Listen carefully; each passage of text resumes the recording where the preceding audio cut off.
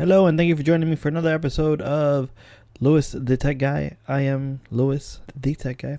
In today's video, we're going to talk about how to make a alert dialog.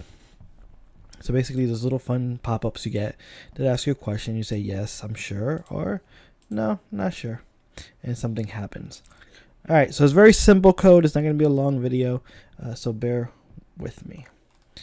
All right, we'll be back soon. All right, so through the magic of video editing, I'm back. All right, if this looks familiar, it's because, you know, we've used this like a million times and we're all familiar with it. It's our default boiler template that comes straight from the package. I'm going to turn this off because, you know, it just drives me crazy. All right, so I'm going to make our alert dialog box. As you can see right now, I'm clicking this and it's not increasing, or it's not popping up my box that I had there earlier. So an alert dialog box is of type future because it's not happening right now. It's not built right now. We're going to call this let's call it my alert dialog box. And this is a function. We'll go like this. Now we're getting this little error here because it needs to be an async function. So between our little parentheses here and little brackets here, we're going to put async. And what are we going to do? We're going to return a showDialog type. And for the context, we are going to, let me just close this out real quick before I get all these errors. All right, for the context, we're going to pass context. So it's going to take the context that it is currently in, which I believe is somewhere around here, is the context of this page right here just being built, right? And it's going to use that context to build this on top of it.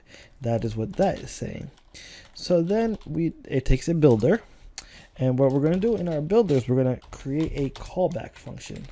And the callback function is going to use the build context to take that context, and it's going to return a alert dialog. Okay. All right. In our alert dialog, we are going to give it a title, and the text is going to say my alert dialog. All right. So I'm going to hot reload that. So what I'm going to do is on this, I'm going to take our little button that we have here, which is right here, and I'm going to put our function right there, so that way when we press it, I'm hot reloading here, pressing this button. When we press it, we get our little alert dialog box if we did everything correctly. So here we go. Click. There goes our alert dialog box. Now, nothing is happening, obviously, because we haven't set anything up to happen. Also notice if I click anywhere else, it goes away. All right, and that is a feature that we're going to talk about in a minute that you can get rid of. So that way you force your user to have to do something. In this case, it would be a bad user experience because we haven't set up any functions, any buttons. They can't do anything. They'd be stuck here forever. Okay, so title. So we give it a title. Now we want to give it some actions. So actions, a list of widgets that we could put in here. We can put icons, we can put whatever we want, but most people normally put some sort of button. You can put a flat button, a raised button. I'm going to do a raised button, right? And the raised button is going to take an unpressed. And for our first time doing it, what I'm going to do is I'm going to debug print just to make sure we're doing everything good. Here. All right. And let's give it a child of text, and it's going to say press me. Okay. So now when we press our little button here, it's going to call our function here, and it's going to build all this good stuff. It's going to say my alert dialog, and then it's going to be a little button there that says press me. There we go. So now if I press it down here in our console, we should see I am here. If I press it again, it'll show up again. I am here. All right, so everything seems to be working okay so far, but we want this to do something, right? So what we're going to do here is on the on press, we're going to close that out, and we're going to put these parentheses here, and we're going to say when that is pressed, we want the increment, we want to call the increment counter function, and then we want this to disappear. So we're going to use the navigator dot pop context. No, we want to get navigator dot of, so we want to get this context right here, and then we want to do dot pop. Okay. So we're gonna hot reload this, and we're gonna press our little button over here, and now when I press it, that should have increased. There we go, and we have it working. So something more appropriate would probably be something down here to say, are you sure you want to increment? And then here it would say increment, right? And we're going to hot reload that, press our little button here, and so you show you want to increment, and the option is increment, so we hit that and it increments.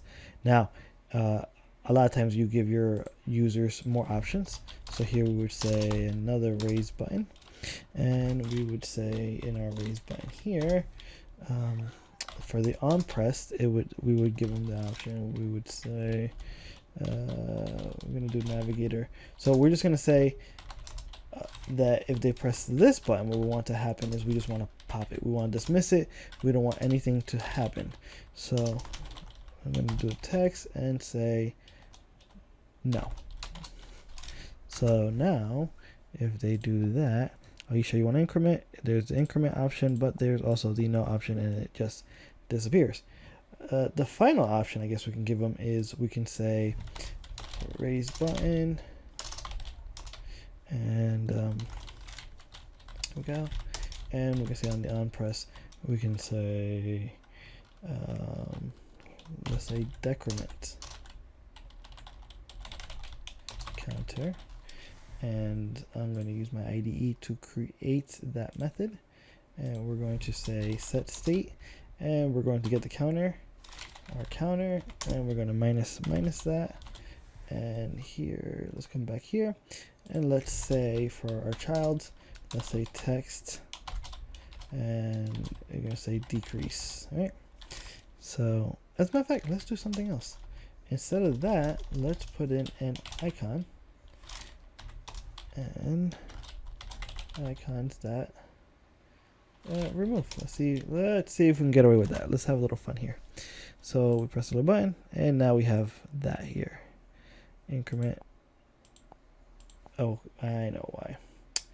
So the reason why is because we're not popping it now. So it did decrement. So come here, it's 27. If I keep clicking, I come here, 8 is 16. But we never called our pop, right? So what I need to do is do it kind of similar similar way I did the increment, and say I'm gonna call my function that I call decrement counter, and then navigator dot of context dot pop, and then now if I reload that, there we go, it'll not work the way it was intended to work. One last thing that we want to talk about is notice if I click here, it just goes away. Sometimes we want our users to have to select an option on here. So what you can do is if you come up here, I believe in here, let's put it right here. There is an option called barrier dismissible. So if you select barrier dismissible, you can select this to false, and if it's true by default, obviously. But now if I click on this and I get my pop-up, I can't click anywhere in the screen, as you can hear my mouse clicking away, and no, it won't go. I have to select something. Okay. All right. Well, I hope you got something out of this video. If you did like it, please do subscribe. Thank you very much, and have a very blessed day.